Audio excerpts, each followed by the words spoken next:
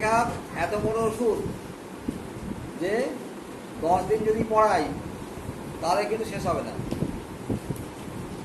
তাই calcarea cup আজকে পড়ি আমার খিদে মিটবে না, আমি সামান্য কিছু ক্যালকেরিয়ার সঙ্গে কিছু কথা বলবো, পরে এটা আমি এক সময় ওই অনলাইনে পড়ানোর সময় পড়িয়ে দেবো।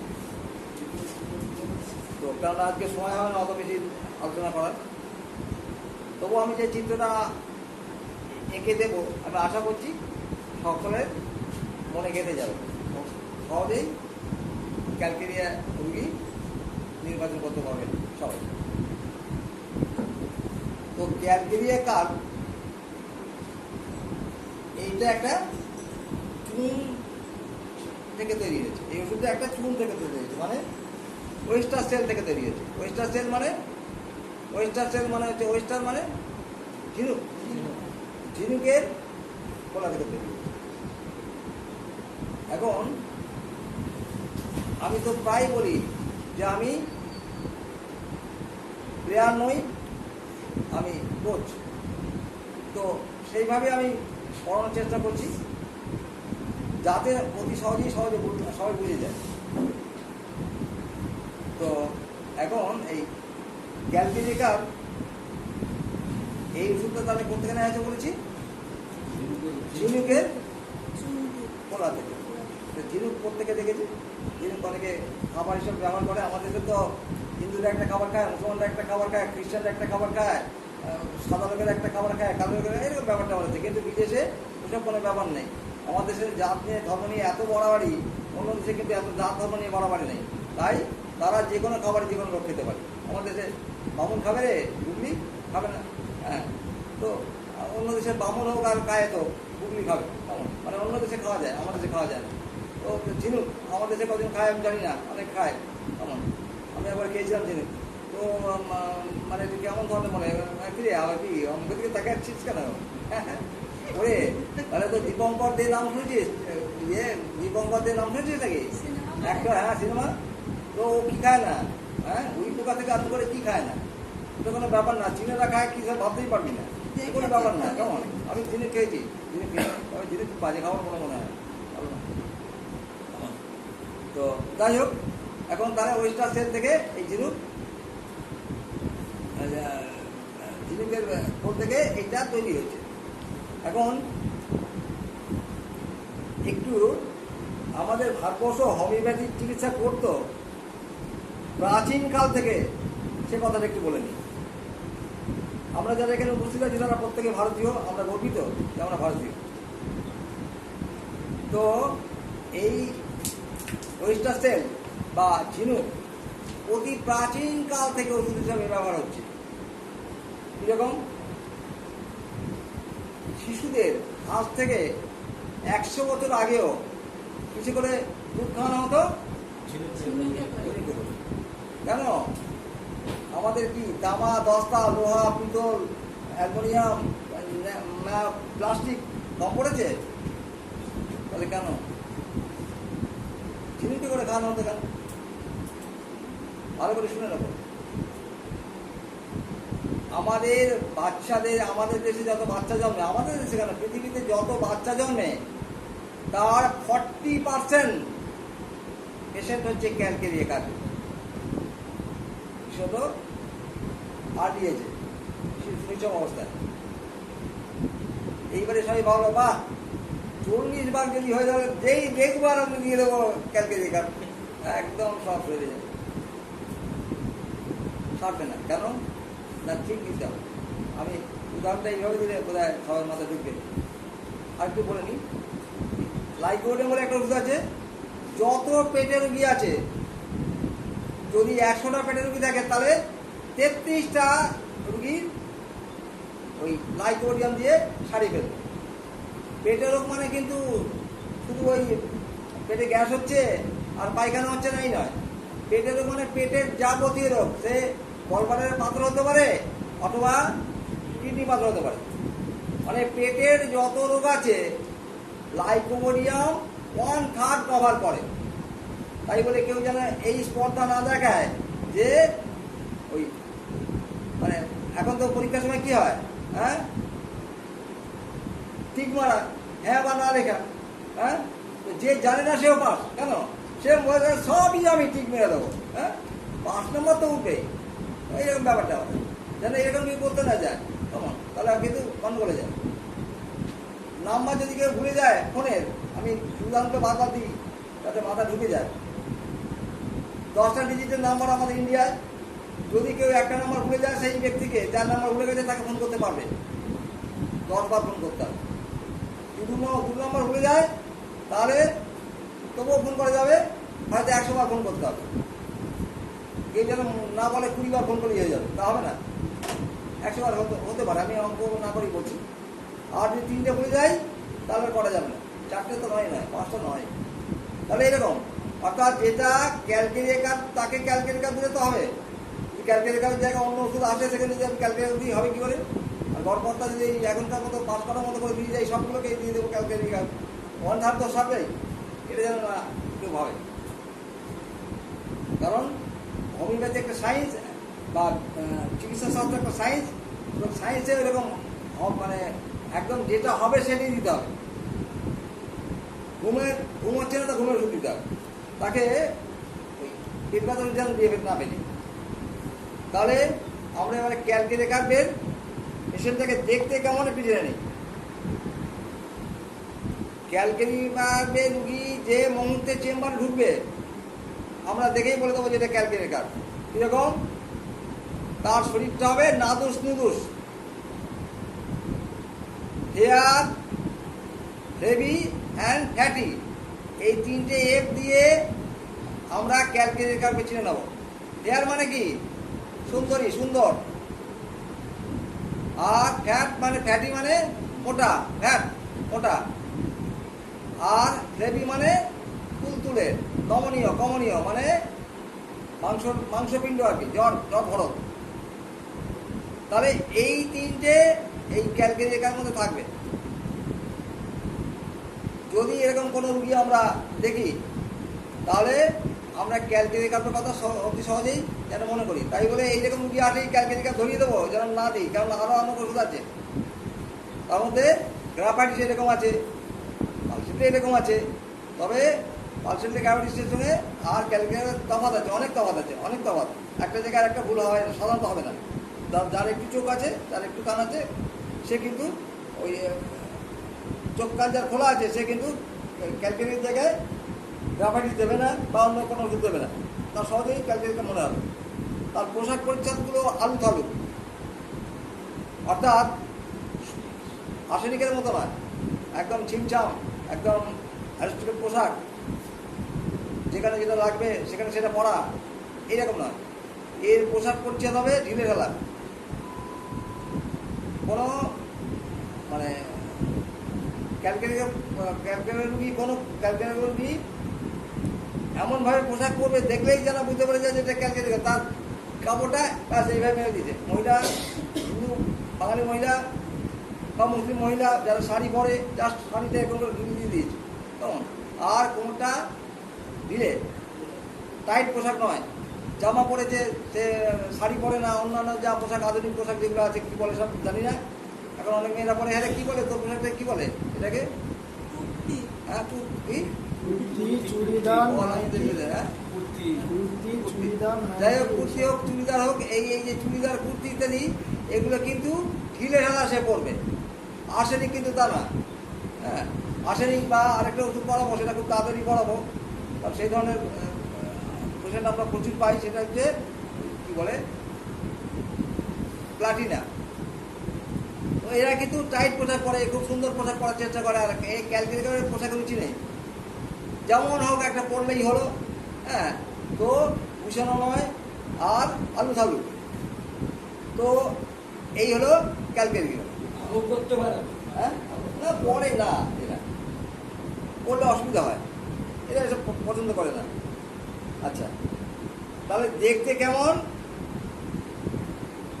মোটা সোটা, দেখতে সুন্দর, নাদুস নুদুস।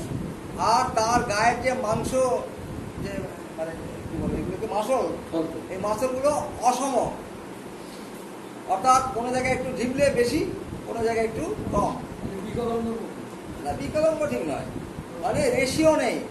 আমাদের একটা যাকে সুন্দরী বা সুন্দর বলি, তার তো মাংসপেশিগুলো একটা কি বলে, যেখানে যেটা দরকার, মানে আমাদের একজন শিল্পী এঁকেছে ছবি, সেখানে কোনো জায়গায় কি উঁচু করবে নিচু করবে, একটা সুষম। এদের সুষম গঠন নয়, এদের গঠনে কোনো জায়গাতে একটু উঁচু হয়ে আছে, কোনো জায়গায় একটু নিচু। আর এদের পেটটা হবে যেন, এখন তো আর কেউ মাটির এতে রান্না করে না, সরা দেখেছি, সরা, মাটির সরা, তো মাটির সরার মতো, উল্টো মাটির সরা যেরকম শশা, হ্যাঁ মাটির সরা, তো উল্টে এরকম হয় একটা পেটটা এত বড়, হ্যাঁ বুড়ি, আর মাথাটা এত বড়, দেহের তুলনা মাথাটা একটু বড়। এই যে হাইড্রোসেফেলাস করছিলাম, হাইড্রোসেফেলাস খুব ভালো ওষুধ, কিন্তু ওই ক্যালকেরিকার। তো যাই হোক, তাহলে এইরকম তার চেহারা হবে। এখন এবারে বলে দিই, একজন হাড় জিরে রোগা, এই রোগা হয়, হাড় জিরে হয়, তাকে আমরা ক্যালকেরিকার দেবো না এমন নয়, কিন্তু অন্য সিমটম যদি মিলে যায় তাহলে ক্যালকেরিয়া দেবো। এদের সমস্ত শরীরের প্রচুর ঘাম হয়, স্পেশালি মাথায়, সমস্ত শরীরে প্রচণ্ড ঘাম হয়, স্পেশালি মাথায় এবং ঘাড়ে। আর আমরা জানি পরিশ্রম করলে ঘাম হয়, কেনা জানে যে পরিশ্রম করলে ঘাম হয়, কিন্তু ক্যালকেরিয়াকার মজার ব্যাপার, এ পরিশ্রম যখন করবে না তখনই বেশি ঘাম হবে। অর্থাৎ যখন ঘুমোচ্ছে তখন তো পরিশ্রম হচ্ছে, কি ঘুমন্ত অবস্থায় এতে বেশি ঘাম হয়। তাহলে মজার সিমটম, কী রোগ হয়েছে, সাপোজ ক্যান্সার হয়েছে, কী রোগ হয়েছে, সাপোজ গলনের পাথর হয়েছে। তো এই যে কথাগুলো বললাম, এই কথাগুলোর সঙ্গে আর এই সিমটমের কোনো গুরুত্ব নেই বলে আমরা মনে করি, কিন্তু অ্যাজ এ হোমিওপ্যাথ ফিজিশিয়ান এই সিমটমের গুরুত্ব অপরিসীম। যদিও ক্যান্সার সারাতে পারবে কিনা ক্যালকেরিয়াকার, বা তুমি সারাতে পারবে কিনা ক্যালকেরিয়াকার, সে কথা অন্য কথা। কেমন, আমি জাস্ট উদাহরণ দিয়ে বোঝানোর চেষ্টা করছি মাত্র। তাহলে আমরা কি পেলাম, যে ঘাম হবে কোন সময়, সমস্ত শরীরে ঘাম, কোন সময় ঘাম হবে বেশি, ঘুমন্ত অবস্থায়। কোথায় বেশি ঘাম হবে, মাথায়, বা single part, upper part of the body, শরীরের ওপরের একটা ক্ষুদ্র ক্ষুদ্র অংশেও ঘাম হতে পারে। কেউ বললো ডাক্তারবাবু আমার না বুকে ঘাম হয়, এটা তো আপার পার্ট, বুকটা তো আপার পার্ট নাকি, মানে যদি দেহটাকে দুটো খণ্ড করা হয় মাঝখান থেকে, তাহলে বুকটা আপারে পড়ছে, তাই আপার পার্ট, তাহলে ওখানে যদি ঘাম হয়। কেউ বলে পিঠে ঘাম হয় খুব, তাই এরকম, তাহলে নির্দিষ্ট কোনো জায়গাতে ঘাম, পার্শিয়ালি ঘাম, অ্যাজ এ হোল ঘাম নয়। অ্যাজ এ হোল ঘাম হলে কিন্তু ক্যালকুলেট হবে না এমন নয়। এদের ঘামটা টক গন্ধযুক্ত, স্পেশালি এদের মাথার টক ঘাম হয়, শরীরের পিঠের দিকে যে ঘাম হয়, ঘাড়ের পিছন দিকটা, সেই ঘাম অত্যন্ত টক গন্ধ। নিশ্চয়ই সবাই জানে টকের গন্ধটা কীরকম। হ্যাঁ, অ্যাসিডিক গন্ধটা, অ্যাসিডিটি কেমন, মিষ্টি গন্ধ আছে, টক গন্ধ আছে, এমনও আছে, এমন গন্ধ আছে, মানুষওয়ালা মানুষ আছে যে কীট পতঙ্গ ভুল করে তার গায়ে বসে, মনে করে যে এটা সুন্দর গন্ধ। হ্যাঁ, মানে এমন ঘামওয়ালা মানুষ আছে, কেমন, এরকম ওষুধ আমাদের আছে, বুঝলেন, এরকম মানুষ আছে তাই ওষুধ আছে। তো তাহলে ঘামটা একটা ব্যতিক্রমী ব্যাপার হচ্ছে এই, যে সমস্ত মানুষ পরিশ্রম করলে ঘাম হয়, ক্যালকেরিয়াকারে রেস্ট পজিশনে বেশি ঘাম হয়, বিশেষত ঘুমানোর সময় বা শুয়ে থাকার সময়। এটা একটা মজার সিমটম। আর কি, এরা শরীর এবং সাইকোটিক মায়াজামের রোগী, এদের রোগ হওয়ার প্রবণতা এরিকেটিক এবং গন্ডমালাযুক্ত, অথবা এদের টিউবারকুলোসিস হওয়ার সম্ভাবনা থাকে। এদের এই রোগ হওয়ার বেশি প্রবণতা থাকে। একটা হচ্ছে গ্ল্যান্ডগুলো, শরীরের বিভিন্ন জায়গায় গ্ল্যান্ডগুলো বেড়ে যাবে, আর রিকেট, হাড়গুলো চিরচিরে হয়ে যাবে, অথবা টিবি হবে, এই ধরনের রোগগুলো এদের হয়। এছাড়া হাঁপানি রুগী আমরা খুব পাই ক্যালকারি কার্বে। এটা অ্যান্টিসোরিক এবং অ্যান্টিসাইকোটিক রিমেডি। এরা খুব বেশি চিলি, অর্থাৎ সহজেই ঠান্ডায় কাতর, খুব বেশি শীত লাগে এদের। যদিও যদি শিশু হয় তাহলে মুশকিল। ক্যালকারি কার্বের শিশু চিকিৎসা করতে গেলে আমরা খুব বিপদে পড়ে যাই। কেন? মা বলছে ডাক্তারবাবু ওর যা ঘাম হয় ওর গায়ে আমি জামা কাপড় পরাতে পারি না, ওর যা ঘাম হয় জানলা দরজা সব খুলে দিয়েছি আমি, দেখুন। হ্যাঁ, তো আদৌ তা নয়। ঘাম হওয়া মানে সে কিন্তু গরম কাতরে এমন নয়। ঘাম হওয়া মানে অনেক সময় সে শীত কাতরে হতে পারে। তাহলে এই ক্যালকারি রোগীকে যদি কেউ ঘরের দরজা জানলা বন্ধ করে দেয় তাহলে কিন্তু তার অবস্থা খুবই খারাপ হবে। কেন?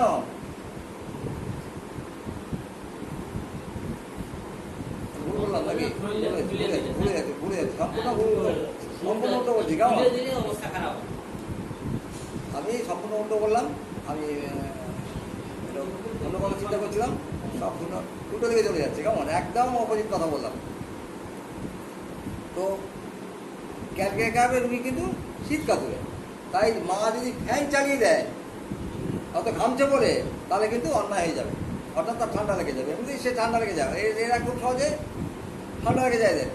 মানে সর্দি এদের আর সারে না। হ্যাঁ, শুধু সর্দি মানে কি বুকের সর্দি শুধু নয়, নাকের সর্দি শুধু নয়, কানের সর্দি হতে পারে, গলার সর্দি হতে পারে। কেমন? মানে এদের সর্দি সারা অত কানে পুঁজ, প্রায় বলবে ডাক্তারবাবু কান পেকেছে, কানে পুঁজে হয়েছে। তো এইরকম এটা সহজে সর্দি লাগার একটা প্রবণতা আছে। কেমন? কেন সর্দি লাগবে না? সব সময় তো ভিজে থাকছে, সমস্ত সময় যদি তার কি বলে গায়ে ঘাম থাকে তাহলে সে তো অবশ্যই কি বলে রোগগ্রস্ত হয়ে পড়বে। সে তার ঠান্ডা লাগবে, ঠান্ডা ধাপ তো হবেই তার। তাহলে ঠান্ডা ধাপ কেন না? তার প্রচুর ঘাম হয়। আচ্ছা, আর কি? আর মেন্টালিটি একটু উঁকি মারি আমরা, তার মনটা কীরকম। এদের বুদ্ধি একেবারে নেই, বুদ্ধি স্বল্পতা।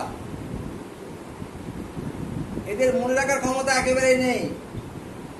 এরা মনে রাখতে পারে না, সহজে ভুলে যায়, ফরগেটফুলনেসের মধ্যে আছে।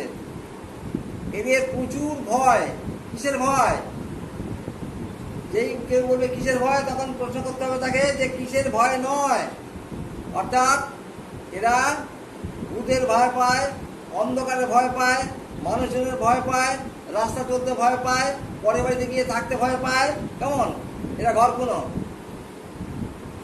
যদি ক্যালকারি কাপ বেবি বা চাইল্ড, বেবি না বলে চাইল্ড বলি, যদি ডাক্তারের চেম্বারে আসে তাহলে সহজে আমরা তাকে ক্যালকারি কাপ বুঝতে পারবো ক্যালকারি কাপ কিনা। কারণ কি?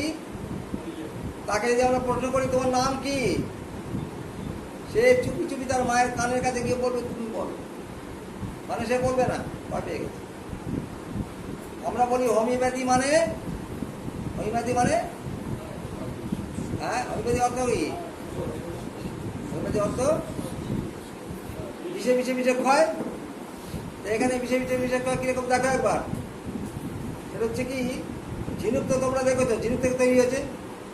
ঝিনুক সে যখন ভেতরে ঘরের ভেতরে থাকে এসে বলবে ডাক্তারবাবু তাকে বলবো হ্যাঁ তো খুব শান্ত।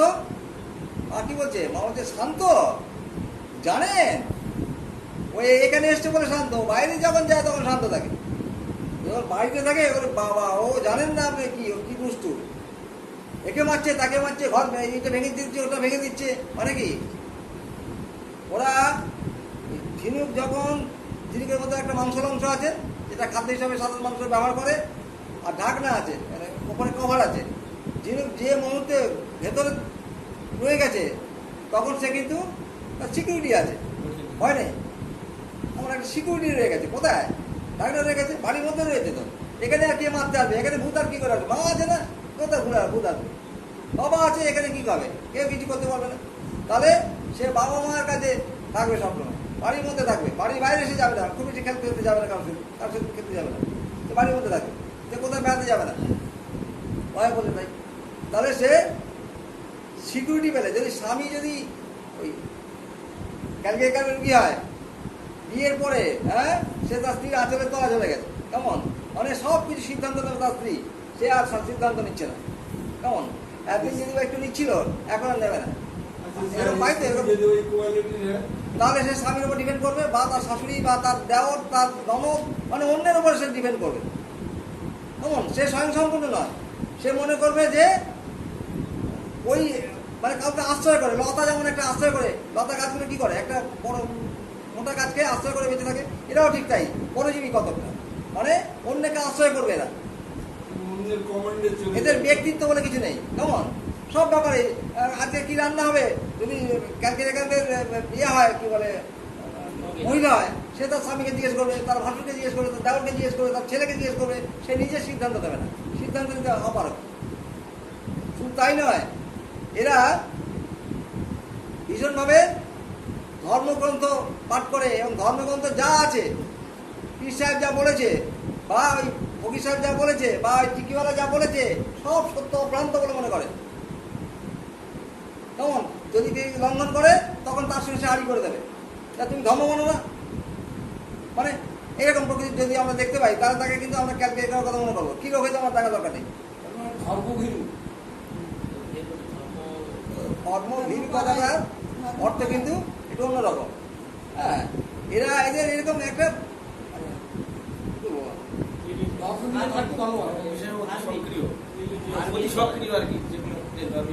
সেও হচ্ছে না, ওয়ার্ড প্রচুর হচ্ছে না, আর আমি বোঝাতে পারছি না।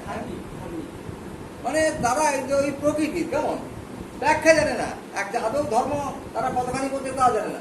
এরা মনে করে যে আমার বোধহয় জগ খাওয়াবে, জগ খাওয়াবে মানে মাথায় ঢুকে যায় জগ খাওয়া, জগ খাওয়াবে, ওর মাথা থেকে ওটা সরানো যাবে না। এটা মনেও করে আমার জগ খাওয়াবে, এটা মনে করে উন্মাদ হয়ে যাচ্ছি, পাগল হয়ে যাচ্ছি, বর্তমান ধারণা হয়ে যাবে, আমি পাগল হয়ে যাবো, আমি বাঁচবো না। আমি ওই লঙ্কা খাওয়ার পরে আমার এই মাথা যন্ত্রণা শুরু হয়েছে, লঙ্কা খেয়ে গেলে মাথা যন্ত্রণা করে আমি জানি না, ওই ধারণা তৈরি হয়ে গেছে, লঙ্কা খেয়েছি বলে আমার যন্ত্রণা হচ্ছে, ওই লোকটাই বলেছিল বলে আর তাই আমার এই পড়ে গেছে, ওই লোকটা বলেছে বলে পড়ে গেছে, হয় এটা এইরকম ব্যাপারটা হয়ে যায়, ঢুকছে মাথায় ঢুকছে না। আমি হয়তো ভালো করে কথা বলছি, মানে আমার রাত্রে ঘুম হচ্ছে না, কেমন ঘুম হচ্ছে না বলে আমার সত্যি হচ্ছে, আরও মেজাজ আসছে না, মানে আমার বাড়িতে একটা অঘটন চলছে, কেমন আমার প্রতিবেশীরা আমাকে একেবারে জেরবার করে দিলেন, ওই জন্য ঘুম হয়নি, আমার প্রায় 7-8 দিন প্রায় ঘুম হচ্ছে না, খুব এর মধ্যে আছি। এইরকম অবস্থায় পড়াচ্ছি, এইগুলো যখন এই তোমরা ইউটিউবে ছাড়বে তখন আমি আবার ভালো করে বলে দেবো, তখন আমি এই অনলাইনে যখন পড়াবো তখন আমি ভালো করে আমি আমার এখন যা তোমাদের বোঝানোর জন্য পড়াচ্ছি, তোমাকে ভালো করে বুঝে না, যা বোঝাচ্ছে আমার মনে হচ্ছে তোমাদের বুঝতে খুব বেশি অসুবিধা হচ্ছে না। এরকম একটা গুণ আছে যে মানে কাউকে নাম জিজ্ঞেস করলে মা তুমি বলে দাও, আঠমিকা শয়তান বাবাকে কেয়ার করলে তো বাঁচে আগে থেকে কিন্তু বলেছিলেন না, কখনো বলিনি। দার্শনিক এরকম নমনীয় কমনীয় নয়, নেটটা মিউ দেখেছেন, দেখো বোধ নেটটা মিউ রাখো, যাক তাহলে মায়ের কাছে লুকায় এবং মাকে বলতে হবে দার্শনিকা থাকবে না, অসম ভাবে কথা বলবে সব আপনি এবার থাকবো আগে বলেছিলেন, এরা মনে করে যে আমার এই কনফিউশন সবাই লক্ষ্য করছে, আমার যে এই কনফিউশন হচ্ছে, আমি যে সঠিক পথে চলছি না, এসব বোধহয় সবাই লক্ষ্য করছে, কেমন বুঝতে পারছি ব্যাপারটা, বুঝতে পারছি না, বুঝতে পারছি যে সে তার কনফিউশনটা কি, যে আমি এইসব করছি, এই ছোটো ছোটো ব্যাটারগুলো নিয়ে চিন্তা ভাবনা করছি, সবাই আমাকে খেয়াল করছে, এরা পাগল আমাকে না বলে, এরকম একটা ভয় তার মতো কিন্তু কাজ করে। আর কি আছে, এরা কি খেতে চাইবে কি খেতে চাইবে না, এরা ডিমের প্রতি প্রচণ্ড আসক্তি থাকবে, বিশেষত সিদ্ধ ডিম, সিদ্ধ ডিম এদের অত্যন্ত ফেভারিট, কেমন এরা সেদ্ধ ডিম খেতে খুব পছন্দ করে, আর আর কি খেতে পছন্দ করে, দুধ খেতে পছন্দ করে, তেতো খেতে পছন্দ করে, আর কি খেতে পছন্দ করে, মিষ্টি খেতে পছন্দ করে, মাংস খেতে পছন্দ করে না। লবণাক্ত খাবার এদের খুব প্রিয়, লবণাক্ত খাবার এদের খুব প্রিয়। এদের রোগ লক্ষণ সাধারণত ঠান্ডায় বাড়ে, সকালের দিকটা বাড়ে, সন্ধ্যার দিকটা বাড়ে। চুপচাপ থাকলে এদের রোগ বাড়ে। আর কমে কিসে? এদের রোগ কমে নড়াচড়া করলে আর উত্তাপ প্রয়োগ করলে, যেমন গরম প্রয়োগ করলে এদের রোগ কমে যায়। যে কোনো রোগই হোক না কেন কমে যায়।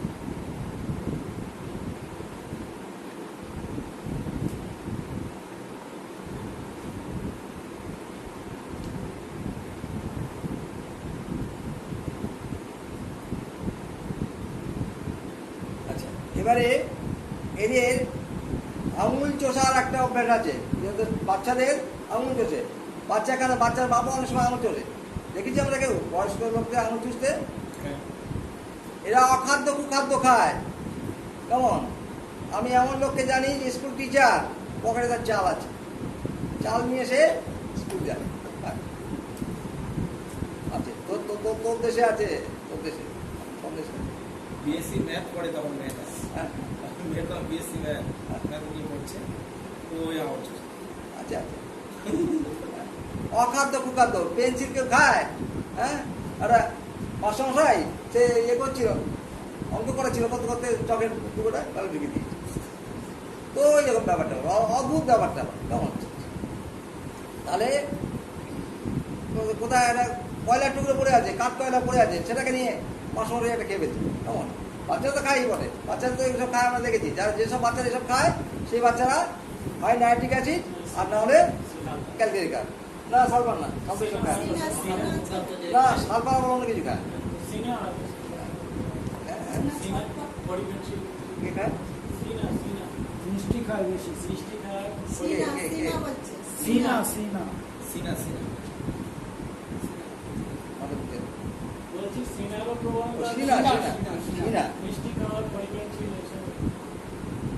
সিনা কত বেশি ব্যাপার, এদের যত বেশি ব্যাপার নাইট্রিক অ্যাসিড বা ক্যালকুলেটার যত বেশি প্রমাণ তত বেশি। তো তাহলে আর কি এদের যে রোগগুলো আছে, আমরা এই যে কথাগুলো বলছি সেটা হচ্ছে এই যে টোটালটা করতে হবে। পার্টিকুলার সিমটমের মূল্য নেই, একেবারে নেই বললে ভুল হবে। অর্থাৎ আমরা দাউদখানা মানে বিয়ে বাড়িতে বা কোনো অনুষ্ঠানে খেতে গেছি, সেখানে মাছ মাংস দই মিষ্টি দিয়ে দিয়েছে, আর শুক্তো যদি না দেয় তাহলে কি আমাদের খাওয়া একেবারে অসম্পূর্ণ হবে? তাই শুক্তোর মতো কিন্তু একটা পদ রয়ে গেছে পার্টিকুলার সিমটম। পার্টিকুলার সিমটম মানে শুক্তো বলে ভালো, তাহলে অসুবিধা হবে না। পার্টিকুলার সিমটম কোনগুলো? যে সিমটমগুলো আমাদের শরীরের বিভিন্ন পার্টকে আক্রান্ত করে। কেমন? ধরা যাক যে আমার নাকে প্রচণ্ড সর্দি আছে, বা কানে পুঁজ হয়েছে। মানে কানে পুঁজ হয়েছে, এই সিমটমটা ক্যালকুলেটারে আছে তা নেই, আমি ভুলে গেছি। মানে ভুলে গেছি আমি। যদি ভুলে যাই তাহলে কি আমি ক্যালকুলেটারের কানে পুঁজওয়ালা রুগীকে দিতে পারবো না? অন্য সিমটমগুলো মিলে যেই যাবে আমি দেবো, ভালোই যাবে। বুঝে গেল? এদের যারা ক্যালকুলেটর মহিলা, তাদের মেনস্ট্রুয়েশনটা খুব কম বয়সে হয়ে যায়। কত বয়স হয়ে যায়? আমাদের বিশ্বপ্রধান দেশে সাধারণত মেয়েদের ওই 11 থেকে 13 মধ্যে মেনস্ট্রুয়েশন হওয়ার কথা। আমাদের বিশ্বপ্রধান দেশে 11 থেকে 13 বছরের মধ্যে মেয়েদের প্রথম মেনস্ট্রুয়েশনটা হওয়ার কথা। শীতপ্রধান দেশে 16, 17, 18 বছর লেগে যায়। তো আমাদের দেশে যখন আমরা দেখবো যে কত বয়স, আমি তো এখানে একটা 9 বছর পাচ্ছি, একটা 7 বছর পেয়েছি। আমাদের ভাঙর চেম্বারে 7 বছর পেয়েছি, এর আগে বোধহয় 7 বছর পাইনি, 8 বছর 9 বছর পেয়েছি অনেক জায়গাতেই। কিন্তু ভাঙরে একটা 7 বছরের মেয়ে পেয়েছি, মেনস্ট্রুয়েশন হয়ে গেছে। এবং শুধু তাই নয়, এই মেনস্ট্রুয়েশন দীর্ঘমেয়াদী, অর্থাৎ কদিন থাকবে? 7 দিন, 8 দিন, 9 দিন, 10 দিন। সাধারণত এগুলো 2 থেকে 3 দিন থাকে, স্বাভাবিক হচ্ছে 3 দিন থাকা। এবারে একদিন প্লাস মাইনাস হতেই পারে, কিন্তু এখানে 15 দিন ধরে মেনস্ট্রুয়েশন চলছে, 8 দিন ধরে চলছে। কতবার করে চেঞ্জ করে? মেয়েরা সাধারণত 2 বার 3 বার চেঞ্জ করে। এর কতবার চলছে? 8 বার, 7 বার, 6 বার, লাল টকটকের ব্লাড। কেমন? তো এরকম একটা অবস্থা। আর আমি একটু আগে বললাম যে 7 বছর, 8 বছর, 7 বছর নয়, 8 বছর, 9 বছর, 10 বছর, 11 বছর, 12 বছর, 12 বছর তো স্বাভাবিক হয়ে গেল। 11 থেকে 13 হচ্ছে স্বাভাবিক, তাহলে তারও আগে আর্লি, অর্থাৎ কত 9, 10, 11 এই সময়ের মধ্যে যদি কোনো মেনস্ট্রুয়েশন হয় তখন যে ওষুধগুলোর কথা আমাদের মাথা আসবে তার মধ্যে ক্যালকেট করে একটা উল্লেখ করি। আরও আছে ওষুধ। আচ্ছা, এইখানে একটু বুঝে নেবো আবার, এই মেনস্ট্রুয়েশন এইটা মাসের মধ্যে 2 বার হচ্ছে, 3 বার হচ্ছে, এবং যখন হচ্ছে একেবারে সারছেই না, এমনকি সমস্ত মাস ধরেও চলতে পারে। এখন এই যে ব্যাংকের টাকা খরচা করতে করতে করতে ছিল তো 25,000 টাকা, তো তুলতে তুলতে আর প্রায় নেই, কত আছে 500 টাকা। অর্থাৎ শরীর থেকে বারবার এরকম হতে হতে হতে হতে যখন একটু বেশি বয়স হয়ে যাবে তখন এদের আর ইয়ে হচ্ছে না। 3 মাস বন্ধ আছে একটু, 3 মাস পরে হয়েছে, 4 মাস বন্ধ আছে একটু, তারপর হচ্ছে। তাহলে এরকম কেসে পাবো। আবার এরকম কেসে পাবো ক্যালকুলেট করবে যে 16 বছর, 17 বছর, 18 বছর বয়স হয়ে গেছে, তার মেনস্ট্রুয়েশন, প্রথম মেনস্ট্রুয়েশন হয়নি। মা এসে বলবে, বাবু বা বাবা, ডাক্তারকে তো আমাকে বাবা সম্বোধন করে, বাবা এই মেয়েটার তো এখনো হলো না। তো এখনো হলো না, কত বয়স? 18 বছর হয়ে গেল বাবা। তো 18 বছর বয়স হয়ে গেছে, তার মেনস্ট্রুয়েশন হয়নি এখন, কেমন? তো যখন এরকম আমরা পাবো তখন কিন্তু আমরা ক্যালকুলেট করার কথা মাথায় রাখবো, তার ব্রেস্ট ডেভেলপমেন্ট হয়নি। এটা 18 বছর মেয়ে, তার ব্রেস্ট যথেষ্ট ডেভেলপ হবে, ব্রেস্ট ডেভেলপ হয়নি, তাহলে এরকম কেস পাবো। রোগা, একদম রোগা, আমরা ক্যালকুলেট একটু বললে যে মোটা মোটা হবে, রোগা, খুবই রোগা, একে কিন্তু আমরা ক্যালকুলেট দিতে পারবো যদি অন্যান্য সিমটমস মিলে যায়। আচ্ছা, আর কি ক্যালকুলেট তো বললাম যে ঝিনুক থেকে তৈরি হয়েছে। হ্যাঁ, কি আছে ঝিনুকের মধ্যে? কি আছে? ক্যালসিয়াম আছে, ক্যালসিয়াম। তাহলে ক্যালসিয়াম অ্যালোপ্যাথিকরা কি করে, যখনই রিকেটগ্রস্ত রোগী দেখে বা হাড়ের কোন রকম প্রবলেম দেখে, এই যে হাড় হয়ে গেছে, তো কি দেয়? ক্যালসিয়াম। এখন অবাক লাগে যে এই ক্যালসিয়াম দিচ্ছে, এই ক্যালসিয়াম দিয়ে কিন্তু ওর হাড় ঠিক করা যাবে না। কেন? আমরা যেসব খাবার খাই তার মধ্যে প্রচুর পরিমাণে ক্যালসিয়াম আছে। আসলে ও ক্যালসিয়াম অ্যাবজর্ব করতে পারছে না, ওর শরীরে রোগ তৈরি হচ্ছে, ও ক্যালসিয়াম অ্যাবজর্ব করতে পারছে না। অ্যাবজর্বের মানে কি? বাংলা কি? হ্যাঁ, শোষণ করতে পারছে না, অ্যাবজর্ব নিতে পারছে না, খাবার থেকে ও নিতে পারছে না। ক্যালকেরিয়া কার্ভের যে ব্রেস্ট মিল্ক, সেই ব্রেস্ট মিল্ক খেতে চাইছে না বাচ্চা, সারিসিয়ারও খেতে চায় না। আর সারিসিয়ারও ব্রেস্ট মিল্ক তার বাচ্চা খেতে চায় না। যদি সারিসিয়ার পেশেন্ট হয়, মা যদি সারিসিয়া হয়, তাহলে তার বাচ্চা দুধ খাবে না। আর যদি ক্যালকেরিয়া কার্ভ হয় তাহলেও প্রায় খাবে না, আর খেলেও সহ্য করতে পারবে না। কেন?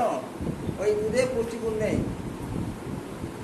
দুধের মধ্যে যে পুষ্টিগুণ থাকা দরকার আছে ক্যালকেরিয়া পেশেন্টের, যদি মা যদি ক্যালকেরিয়া কার্ভ হয় তাহলে তার দুধের সেই কোয়ালিটি নেই, ফলে বাচ্চা খেতে চায় না, আর খেলেও তার পেটের রোগ বেরিয়ে যায়।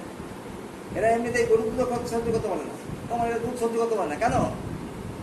এরা দুধ অ্যাবজর্ব করতে পারে না।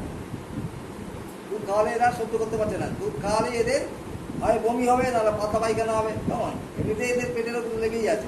কেন পেটের রোগ লেগে আছে? এটা স্বাভাবিক না, অস্বাভাবিক। সবসময় রোগ আছে। সকালবেলা ডাক্তারবাবুর কাছে নিয়ে গেল, কি হয়েছে? না ঠান্ডা লেগে গেছে। হ্যাঁ, সকালবেলা নিয়ে গেল, খুব কাশছে, আর হচ্ছে সকালবেলা নিয়ে গেছে, বিকেলবেলায় আবার সেই চাইল্ড পেশেন্টের কাছে চলে গেছে। সব দেখবো চাইল্ড পেশেন্টের কাছে কারা বসে আছে? সব বাচ্চা নিয়ে বসে আছে মায়েরা। যাকে সকালবেলা দেখেছে তাকেই বিকেলবেলা নিয়ে গেছে। বেড়ে গেছে কি? কাশিটা বেড়ে গেছে, সর্দিটা বেড়ে গেছে। এরকম ঘন ঘন ঠান্ডা লাগছে। কার? ক্যালকেরিয়া কার্ভের। আরও অনেক ওষুধ আছে, তার মধ্যে ক্যালকেরিয়া উল্লেখ করে। ওই যে বললাম 1/3 বেশি হয়ে গেছে, 40% বেবিতে ক্যালকেরিয়া কার্ভ। সব দেখবো বেশি একটা চেম্বারে বসে আছে। ওরা কী করবো? ওরা ওই দিল ওষুধ, অ্যান্টিবায়োটিক একটা দিল, 3 দিন ভালো থাকবে, 3 দিন পর 4 দিনের মাথা ফের আবার ঠান্ডা লেগে গেছে। ক্যালকেরিয়া কার্ভ, ক্যালকেরিয়া এরকম দেখবো। আরও ওষুধ আছে, তারপর থেকে বললাম যে 40% ক্যালকেরিয়া মানে এই এসে গেছে ক্যালকেরিয়া কার্ভ। তাহলে যাদের ওই ক্যালসিয়ামের অভাব তাদের দোয়া দিতে পারে, সিমটম মিলে গেল। হ্যাঁ, সিমটম মিলতে হবে। সিমটম না মেললে কিন্তু ক্যালকেরিয়া কার্ভ দেবো না। আর এই ক্যালকেরিয়া পড়ে আছে, একদম চোখের সামনে পড়ে আছে। আমরা আমরা দেখে অবাক হবো, মাঝে মাঝে আমি প্রেসক্রিপশন পাই, দেখি যে কী অবস্থা। এত সুন্দর ক্যালকেরিয়ামের পিকচার, তার সত্ত্বেও 3টে পেটেন্ট ডাক, যার মধ্যে ক্যালসিয়াম আছে।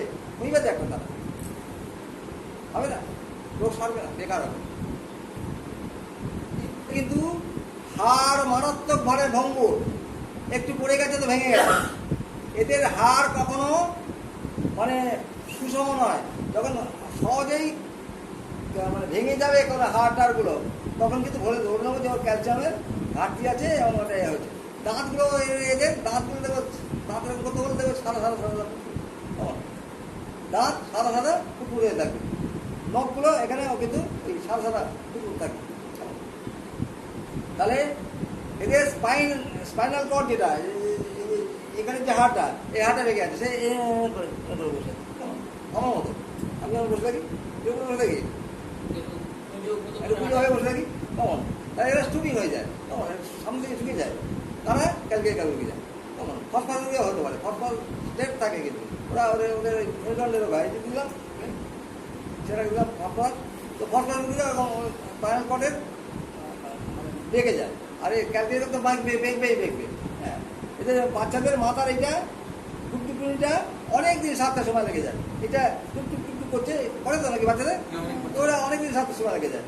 দাঁত খুব সহজেই হয়ে যায়। হ্যাঁ, কত বছর বয়স? 7 বছর বয়স, দাঁত সব আর নেই বলে চলে। আবার দাঁত উঠতে অনেক দেরি হয়, কেমন? দাঁত উঠতে কত বয়স? ওরা অ্যালোপ্যাথি ডাক্তাররা ক্যালসিয়াম দেয়, দাদা ক্যালসিয়াম দেয়। অতএব ক্যালসিয়াম যাতে ও অ্যাবজর্ব করতে পারে সেই ব্যবস্থা করতে হবে, কেমন? তো যখনই আমরা হাড়ের কোন রকম ডিফর্মিটি দেখবো বা হয়ে গেছে এটা শুনবো, তখন কিন্তু আমরা ক্যালকেরিয়া ফসের কথা আগে চিন্তা করবো, তারপরে ক্যালকেরিয়া কথা চিন্তা করবো। ক্যালকেরিয়া ফস কিন্তু এখানে খুব ভালো ওষুধ। তবে ক্যালকেরিয়া ফস মানে অ্যালোপ্যাথ ইয়েরা কী বলে ওটাকে, বায়োকেমিক ডাক্তাররা যেভাবে দেয় আমরা সেইভাবে দেবো না, আমরা সিমটমের উপরে বিশ্বাস করে সেইভাবে ওষুধ প্রয়োগ করবো, কেমন? আমাদের বায়োকেমিক আর হোমিওপ্যাথি অনেকটাই সিমিলারিটি, কেমন?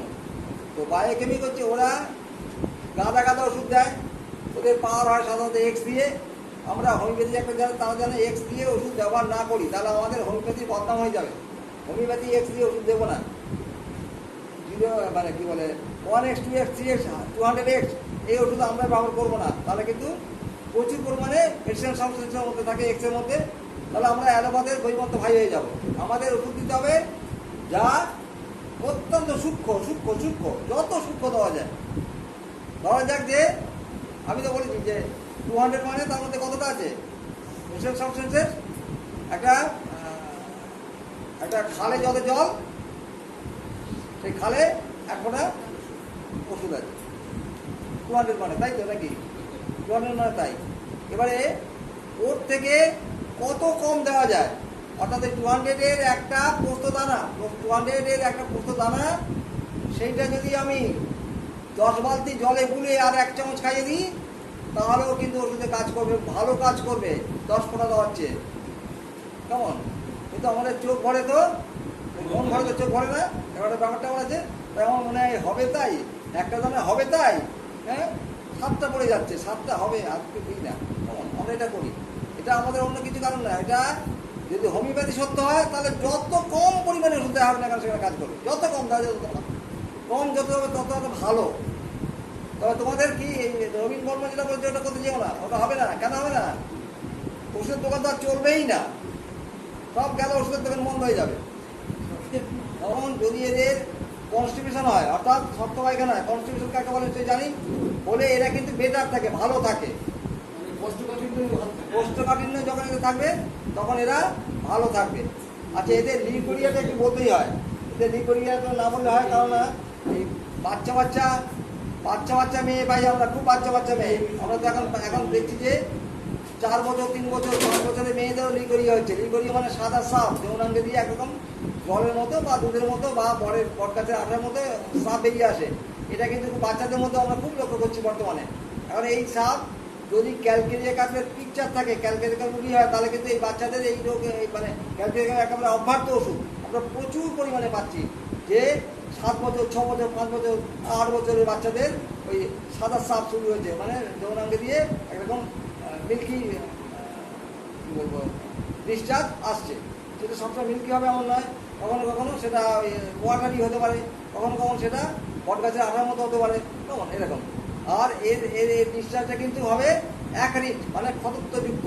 এদের ডিসচার্জটা মানে রিগোরিয়াটা হবে ক্ষতযুক্ত, মানে সেখানে চুলকাবে, ঘা হবে, কেমন কি বলে এর রিগোরিয়া, সাদা সাপ, কেমন একে আমরা প্রচুর পাবো। আচ্ছা, আমি ক্যালকাটার একটা রুগীর কথা বলি।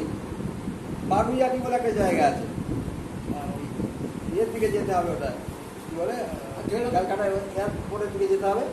বাগুইয়াটি, হ্যাঁ হাতিয়ারের কাছাকাছি। বাগুইয়াটি আজ থেকে 20 বছর 25 বছর আগে ওখানে শিয়াল খুব লাভালাভি দাওয়াতি করতো। হ্যাঁ এখন তো ওখানে এক কাটা জমির দাম কত? আমি যখন থাকতো স্যার তো আপনি থাকবেন নাকি? আমি ওখান থেকে তো করতাম। তাই হ্যাঁ বাঙালি একটা রুগী আসলো, তার পাটা কার্ভ হয়ে গেছে, দুটো পা তার কার্ভ হয়ে গেছে। তো ওরা যে রুগী তার বাপ কী করে, সাইকেলের দোকান মানে কেউ যেন ভেবে নিয়ে ডিম ব্যবসায়ী মানে পোলট্রি আছে, মানে পাঁচটা মুরগি দিয়ে পোলট্রি নয়, এই সাইকেলের ব্যবসায়ী থেকে, কিন্তু সে প্রচুর মানে বিক্রিতা এবং ওই কী বলে শোরুম টোরুম ইত্যাদি আছে, প্রচুর টাকা আছে। তো কয়েক লাখ টাকা খরচা করে এটা অপারেশন করতে চাইছিল তারা। তো আমি সেই রুগীটাকে বললাম যে অপারেশন করার দরকার নেই, পা একদম বেঁকে গেছে, সে চলতো করে চলতো। তো আমরা তাকে সে ক্যালকেরিয়া কাপ দিয়ে ভালো করতে পেরেছি। সুতরাং যখন কারো পা বেঁকে যাবে তাহলে সোজা হবে তো, হোমিওপ্যাথি কী পারে না সেটাই ভাবি শুধু। আমি পারলাম, সেটা আমার ডেফিসিয়েন্সি, আমি পারিনি সেটা আমার দোষ, কেমন সেটা ডাক্তার সর্দারের দোষ, কেমন হোমিওপ্যাথি সব পারে, মরা মানুষকে বাঁচাতে পারে বোধ হয়, কেমন যদি সুপ্রিম ডাক্তার হয়। এই যে করোনা নিয়ে কী সব মাথা